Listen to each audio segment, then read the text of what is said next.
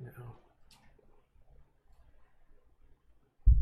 Waiting for it to go before I press play on the Zoom.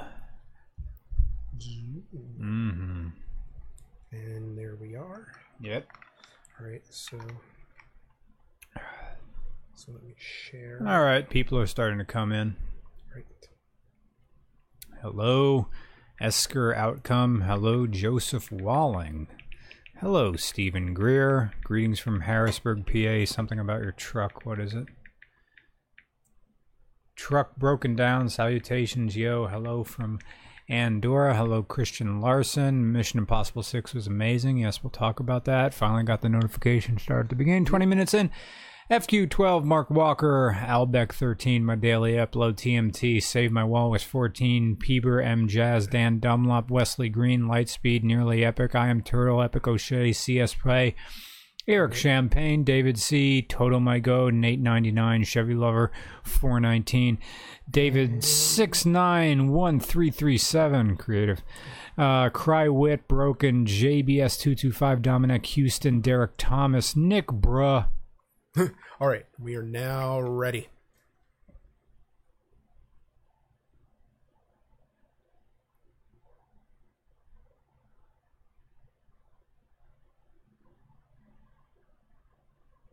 Oh, hi.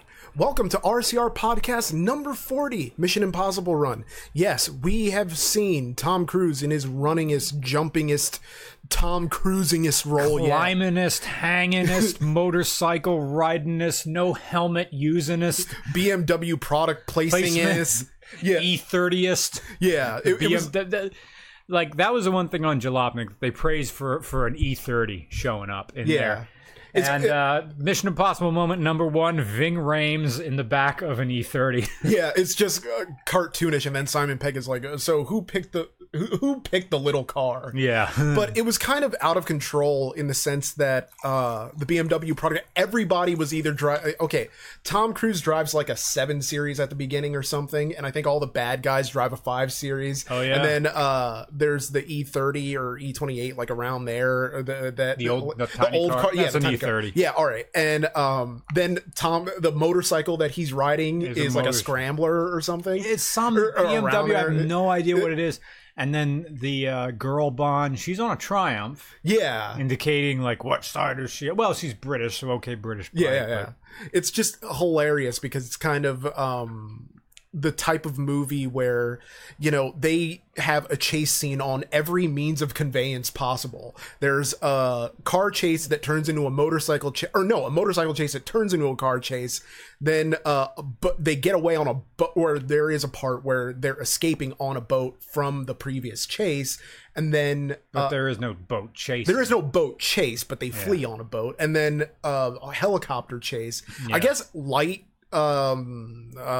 spoilers, not really though, because what is there to spoil? It's big action, bang, clap, go, boom, but it's also smarter than that in a sense that the storyline is actually pretty great, I thought, in a very twisty, turny kind of way. Even some of it is obvious, but even though it's obvious, you know, good storytelling can be obvious and still be compelling. Right. So there are elements to the story of the film that are obvious, but it doesn't detract any. No, I know I'm going in to watch a Mission Impossible movie. I want to have fun. I want a good story, but I'm okay with my hand being held through this. Yeah.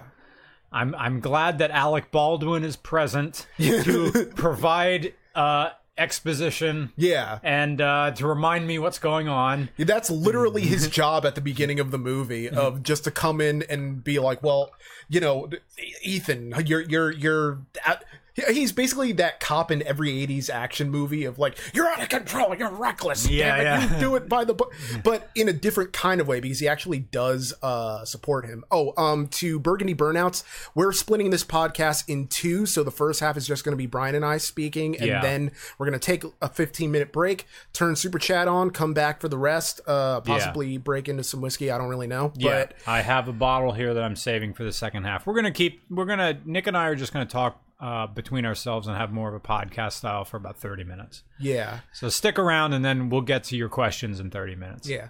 What's interesting about Mission Impossible... Well, okay, what's interesting about this cast is that we're in a franchise society more than any other era in movie making. Yeah. And Tom Cruise is one of the few guys who I think could be,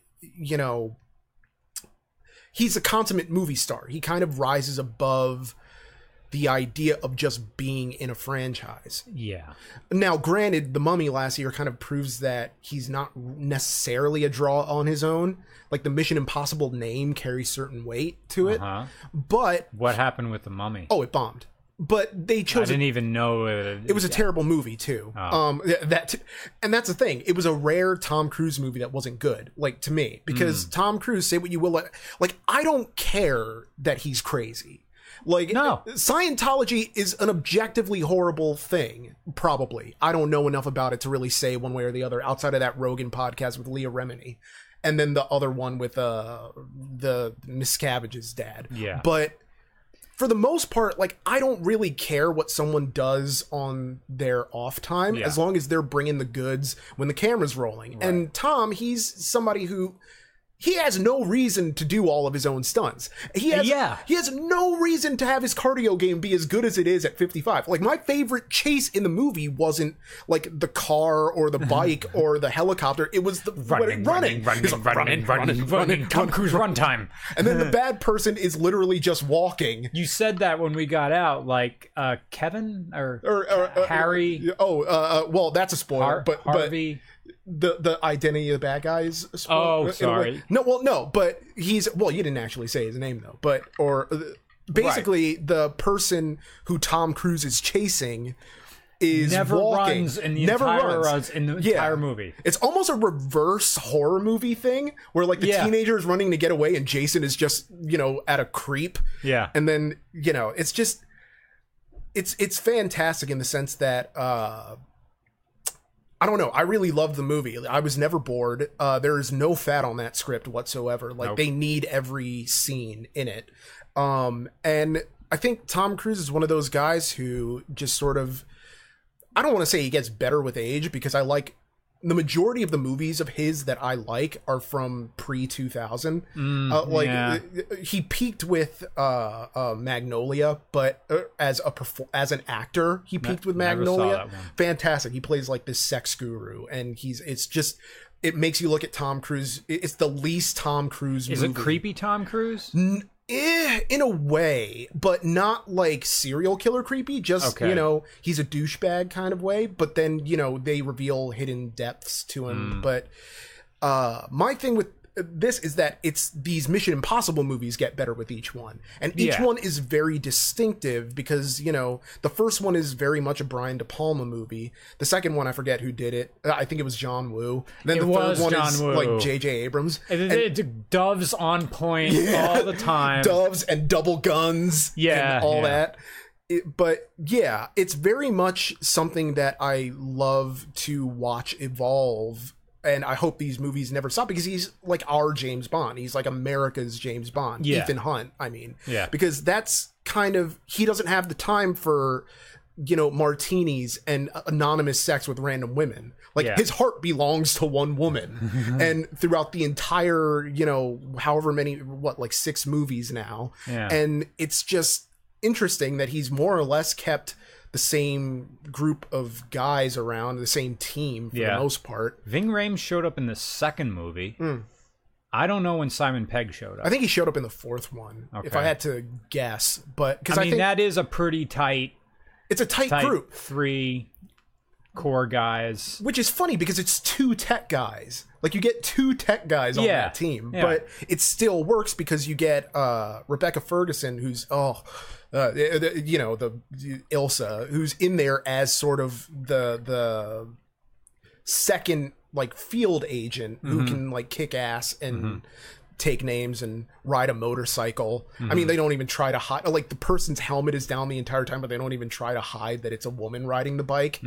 But yeah, I just loved those chase scenes so much. It was kind of a strangely exhilarating, like, it was just exhilarating the second time around as it was the first. You know, it's just little things that I kind of notice in the background, like when Tom's about to jump out the window and there's someone sort of nodding on of like, you can do it, really type thing, which I didn't notice on the first viewing. I wonder if that was some sort of Teen Wolf thing, like a guy like whipping the dick out, just trying to get like this is my chance in some movie. I'm gonna be like, yeah.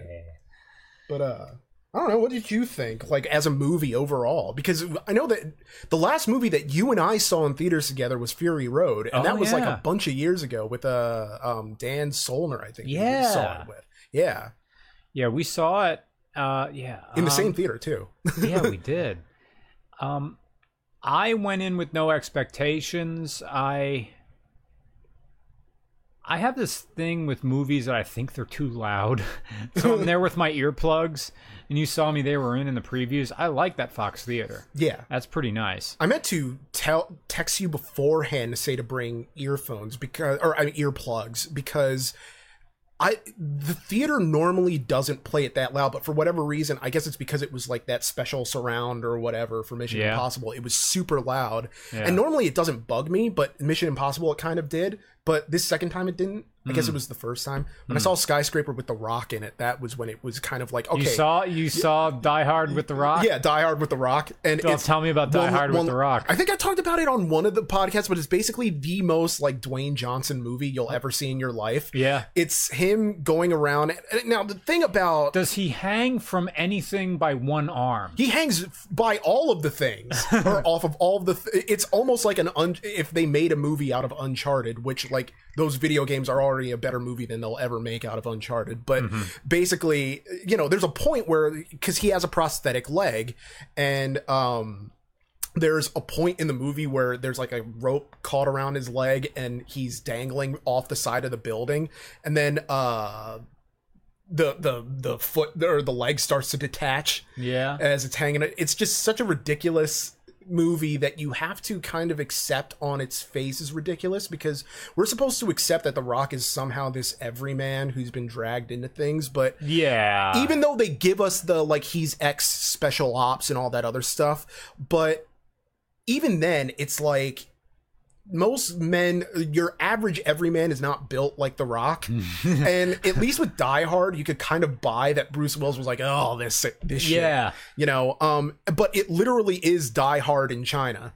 Nice. In a skyscraper that completely defies all laws of architecture. Because the whole idea is that, okay, like the first 100 levels or something are a mall, and then like there's residential towards the top, but in the middle there's like this zoo and all this other weird stuff. And so it opens up to a bunch of weird action set pieces, you know, because there's a lot of variety in the location, but it's also a very naked ploy for Chinese money, in that, like, hey, we're having it take place in China. We're casting a bunch of Chinese actors. Yeah, because they know it's not going to make money here. The only hope is international. And to China, that market, which is the second biggest film market in the world, that's what an American movie star is. It's The Rock. Make your stacks. Yeah. He's insanely popular overseas. And, you know, his movies make stupid money for no reason. Like, Rampage made an idiotic amount of money overseas, even though Rampage did peanuts here, which, you know, again, Rampage is... If you told me that The Rock was playing the exact same character in a shared universe in every single one of his movies, I would believe you. Yeah. Because his character in Skyscraper is literally the exact same character he plays in Rampage, just with a different backstory. Which, I mean, I guess, well, actually, no, and he doesn't really have much of a backstory in Rampage, so you could pretend that, like, in between the opening of Skyscraper and the main action of Skyscraper, which, you know, because the opening takes place, what, like 10 years before the main action, that you could believe he fit Rampage in there somewhere. You know, it's just very much, I mean, I like going to the movies a lot, so for a matinee, it doesn't really, you know, it's nothing, really. It's just a nice way to be entertained in air conditioning. Okay. So, yeah, I don't know. Tyler in the chat said Mr. Regular quickly moved on and didn't answer whether he liked Mission Impossible or not. I did not go in expecting to like or hate the movie. I was going to watch, as Samuel L. Jackson said, a popcorn movie. Yeah. All I did throughout Mission Impossible was wait for the next Tom Cruise moment. Yeah, what? I'm the one who doesn't like that. There's the confused Tom Cruise. There's the what is that thing where it's the shaking of the hands? Yeah, the shaking of the hands, and he's slightly tilted, like but like, you complete me, like that. Help me. Help you. Yeah. He's a little bit Jerry Maguire in parts here. Yeah. What is that Tom I don't even Cruise know move? what... He's not confused, slightly agitated, with a dash of comedy. Yeah. It's Tom Cruise's... it's not his way of speaking. It's not the... Christopher Walken, it's not that. It's not quite that. It's that one moment you want from an actor, like oh gosh, he played in Spider-Man, the boss with the mustache, J. Jonah Jameson, the actor. J.K. Simmons. Yeah, there's always the J.K. Simmons confused, trying to figure it out. Like, what? There's that moment that he does, where like two people are talking. Hold on. There's that J.K. Simmons moment. Yeah. There's well, of course there's Runnin' Tom. There's Runnin' Tom. There's Jim Carrey kind of has to do a version of an Alrighty Then, like forever. Yeah. There was like the mouth and the eyes and he has to do a little bit of a rubber face in every sort of movie he does. But it's not a catchphrase. It's like a body movement, head, hand thing that we all want.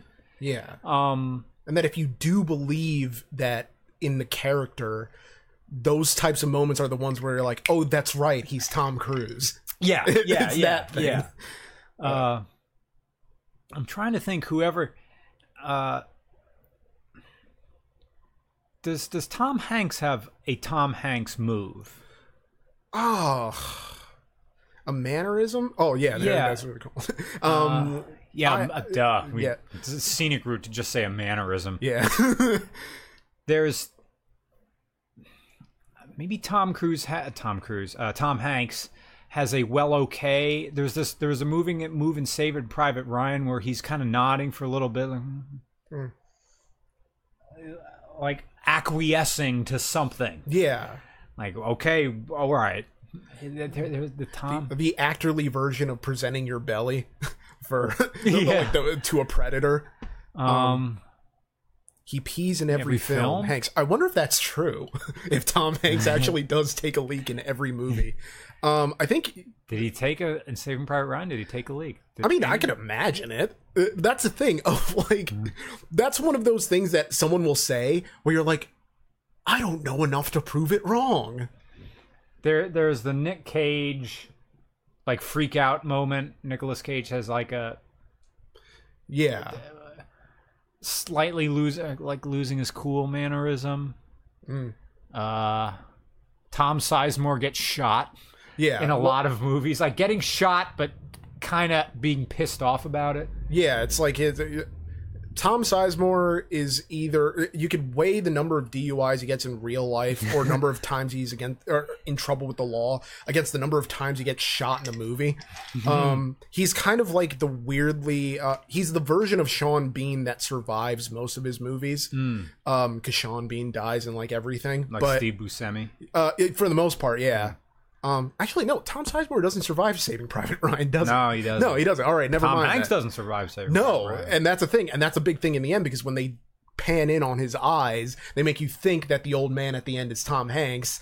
And then I never really thought about it as a kid because this came out in 1998, so I would have been like 13.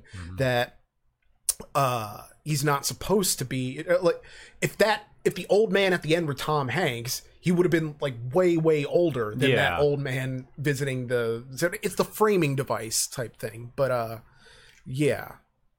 Tom Hanks peed in Big, so we know we can confirm in that one at least that he peed in Big. I wonder if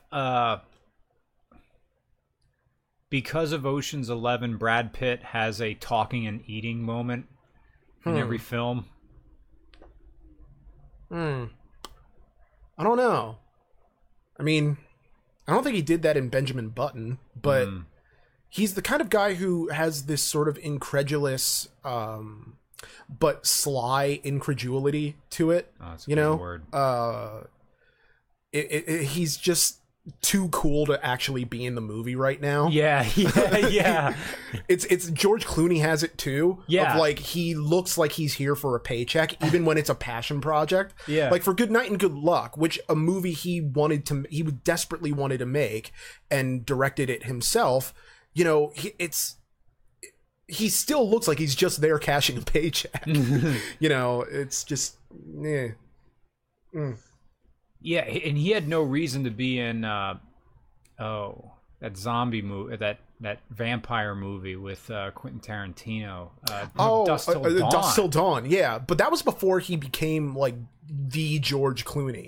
He was still kind of like the guy from ER at that point, but then he became like a bigger star, and then he was Batman, and that kind of set him back a few years. But then there was Out of Sight, and that put him right back where he was, or on the right track anyway. But yeah, it's kind of a strange thing. A super chat will open back up in about 10 minutes. Somebody earlier in the comments said that Jason Bourne is in fact like America's James Bond, and I would disagree, if only because I think like our James Bond has to be someone whose franchise can survive without him. And I think like you could cast a new Ethan Hunt and keep it going, or like bring Jeremy Renner's character back from whichever ones he was in and have him take over as the new like main guy. But like the Bourne series dies with Matt Damon, right? Like there's no getting another Jason. Although ironically enough, like they tried to do it with Jeremy Renner too. Of like, oh shit, it's Aaron Cross. Which I mean, Aaron Cross is a fine name, but it's not as like holy shit, it's Jason Bourne. Yeah, we gotta run right. But who else did they? Well, they tried to Tom Hanks a Jason Bourne with Tom Hanks with Jack Reacher. Oh, that was Tom Cruise. Yeah. What did I just say? Yeah, Hanks. Oh, sorry. Oh, but Tom Cruise. So many people had a problem with Tom Hanks, or now I'm Tom Cruise in Jack Reacher, because in the books, because they're based off of books, like Jack Reacher is very clearly described as a guy who's like 6'3" and like jacked. Basically, they describe, you know, The Rock. Right, but Tom Cruise is like I'm taller than Tom Cruise, I think. Like he's around my height, and it's very telling, I think, in a certain way. But for the most part, I mean, I think he got good reviews in it, so I can't really complain there. Right. I guess as far as like American James Bonds go, there's also Jack Ryan, who has been played by numerous actors, because we're getting a lot of RIPs and reconnection successful. OBS. Okay. Well, OBS student reconnection successful. Well, we're back. Are we back? All right, cool. Well, for those of you listening in on iTunes, nothing happened. Yeah, literally nothing happened. But for people, the chat went down, and now we're back. Yeah, sorry about that. Moving on from movies, now I can finally talk about it. But, earlier when we were Speed Racer here. When we were filming the Tesla Model 3 earlier, I guess now last month in July, I got my first ever speeding ticket. Ever. First ever performance review. Yeah, I was literally I was coming into your town, which we're not going to name, but I did not realize that the speed limit had dropped. My mind was like completely elsewhere. Yeah. So I was technically doing 59 and a 35. So I got pulled over. The police officer was super nice, like super cordial. And I did the whole, pull over, turn off engine, may I reach for my wallet to get my, that type of thing. So everybody's at ease, everything's cool. But I was worried about it because have anxiety and I worry about everything. And now, oh crap, like I actually do have something to worry about now because I'm not used to seeing a piece of paper that says the Commonwealth of Pennsylvania versus and then my name. And that's such a weird thing to have to see in your life. And so anyway, the original court date was set for the 14th, but we were going to be in Chicago. So I asked for a continuance, and apparently they said you only get one. Which I thought, because one of the strategies that a friend of mine said, hey, you should just keep asking for continuances and eventually the police officer will forget. And which wasn't going to be my approach, but it's just, I didn't really know what my approach was going to be. Part of me was kind of just going to say just mail in, plead guilty, just pay the fine, whatever. Except that the fine was like $212. And I'm like, first offense and then points and then jack and insurance. Nah, let me just fight this just in case. So, anyway, my actual date was this past Friday and I beat the ticket. You beat the ticket. Yeah, because the officer didn't show up. All right. So, I mean, generally... Did you have to come up to this county? Yeah, I had to come to this town and to the municipal... the municipal courthouse over... Is it the one right by the church? Yeah, right by the church. Okay. And so... How long did you have to stay there? My date was... it was set for 9:30... In the morning.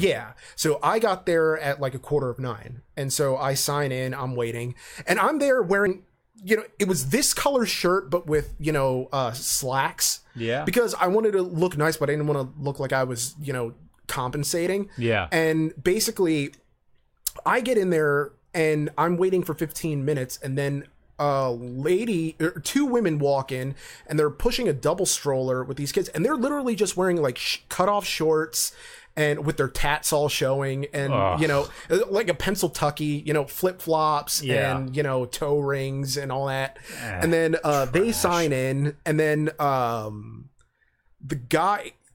another guy comes in and he's got just overhang belly, but he's just wearing a plain black t-shirt. And it's all these different people signing in for their hearings.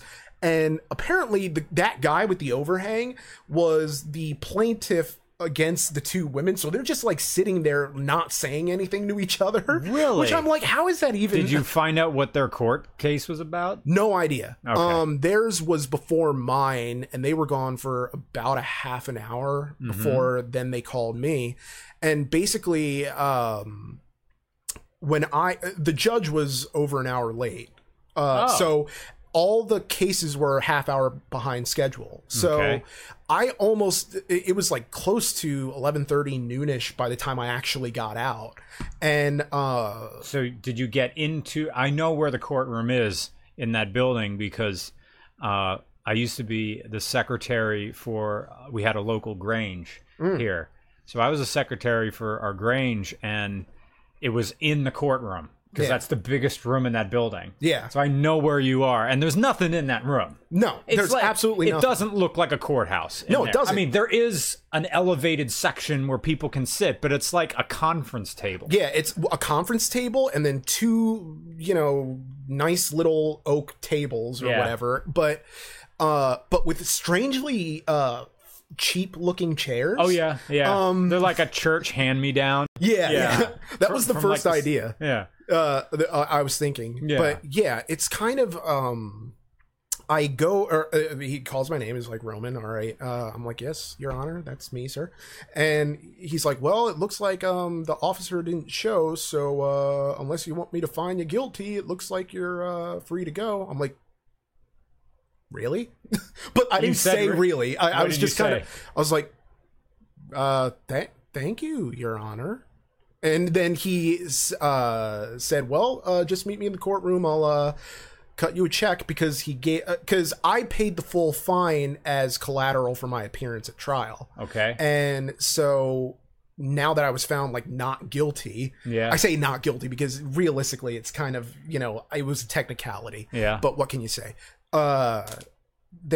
He wrote me a check and handed it back and said, yeah, have a good day. And like that was the weird thing of like not don't let me see you in here again, because I had this whole speech plan because I didn't like get a lawyer. I was defending myself. And so I had this whole speech of, which I now can't remember for the most part, but basically that you will never see me darken your doorstep ever again. In your doorstep. Darken as opposed to lighten. Like it's an old saying of like, oh, so who's this darkening my doorstep? It's basically like who's here at my door, because the idea is that like you have a porch light on your door. Okay. But I'm like, I will never, darken your doorstep again. You will never see me in your courtroom again. And it's this whole big thing about how, because I did lose a lot of sleep over it. And I did feel like, oh, why were you so stupid, Nick? Like you could have hurt somebody. You know what I mean? Speeding is one of those things that's overlooked by a lot of people, that you're stone cold sober.